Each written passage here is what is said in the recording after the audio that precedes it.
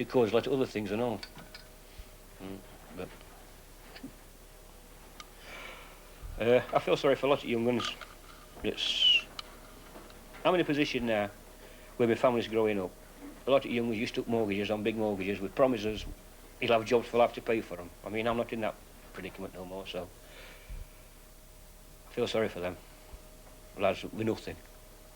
They'll lose everything. Because they don't, how can you put it? Nobody wants to fill in shelves and things like that for that sort of money. It's industry. It's a man's job, a man's livelihood, and a man's wages. So, what can you say?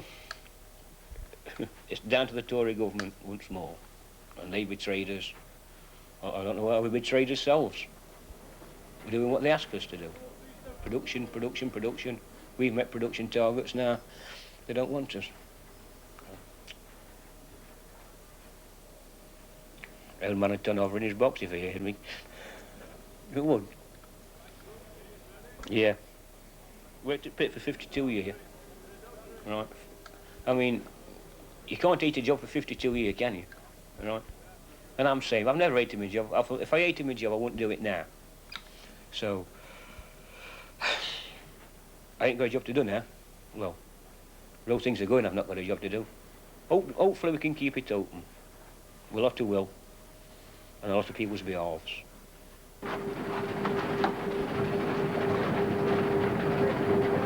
Governor Tuggy.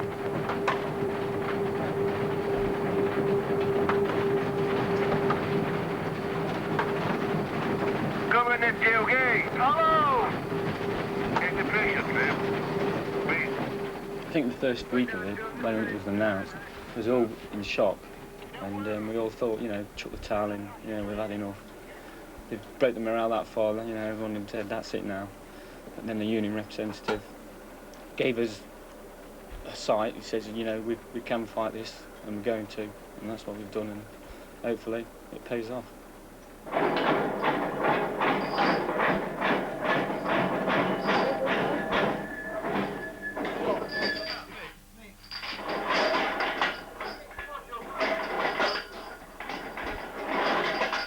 We'd heard there was going to be a big rally, meeting in Hyde Park, and there were going to be people there speaking, clergymen, what have you.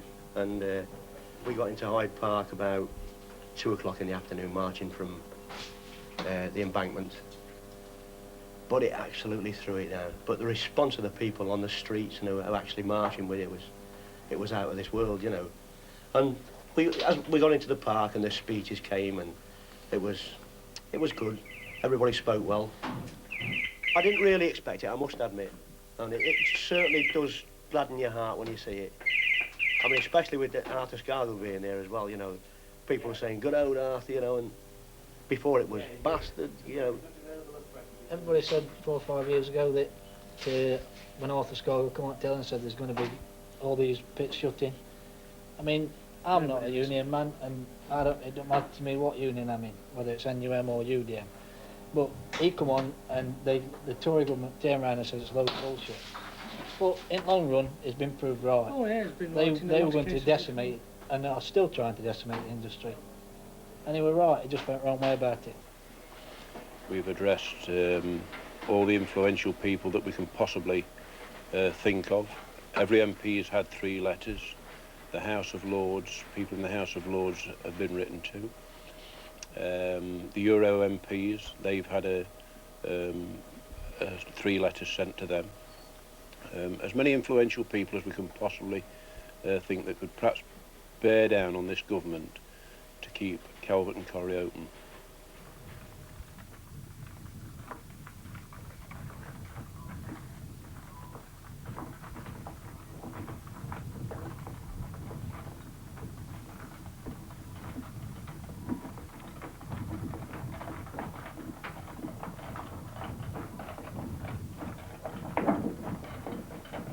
I can ask you what your impression is of the, you know, you've been here for a very short time. You've met a great number of men. You must have some sort of an impression that in the short time you've been here, what sort of impression have you got of the workforce that you've seen and the work, and this face that we're on today is one of the most highly producing faces in the country.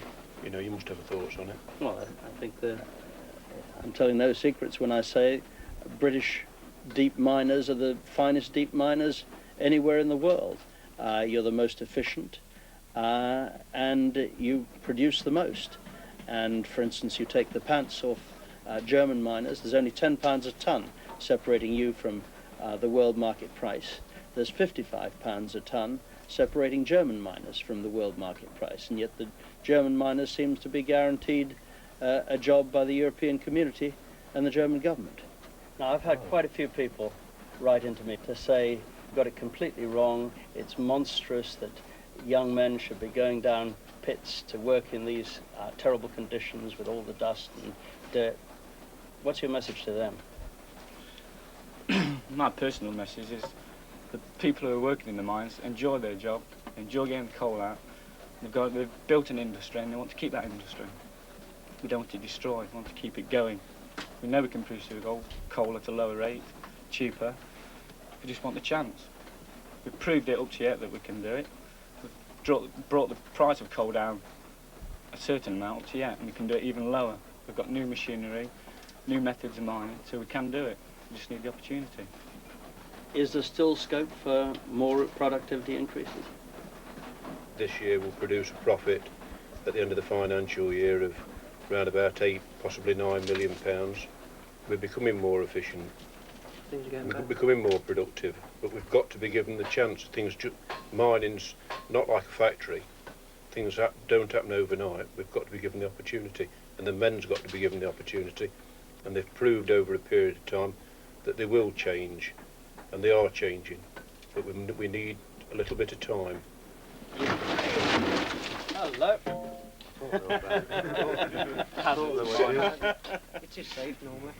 These supports that we're sitting under now are not made in Nottinghamshire. They're made somewhere down in near Cheltenham, and the mining equipment that's on this coal face is nationwide. So it's not only going to affect the miners that work at this colliery, it's going to affect a lot of small engineering firms, perhaps 10, 12 men, and I don't think that the government's given that any thought. And of course there are quite a few of us in the Tory party who realise the debt of honour that we have to pits like this one, which kept producing during the '86 strike at a time when parliamentary democracy itself was under threat. And you know, we felt rather keenly that this was a kick in the teeth that was wholly uncalled for. Also, I have to say that twice in my presence in the last couple of months, the Prime Minister has been absolutely blunt and frank. He said, miners, we got it wrong. And I do believe that there's a determination in government to get it right this time, because there is no doubt that there's a majority in Parliament who want to see us use our invaluable resource of British coal and also our invaluable resource of British miners. Well, at the end of the day, they'll do what they want to do.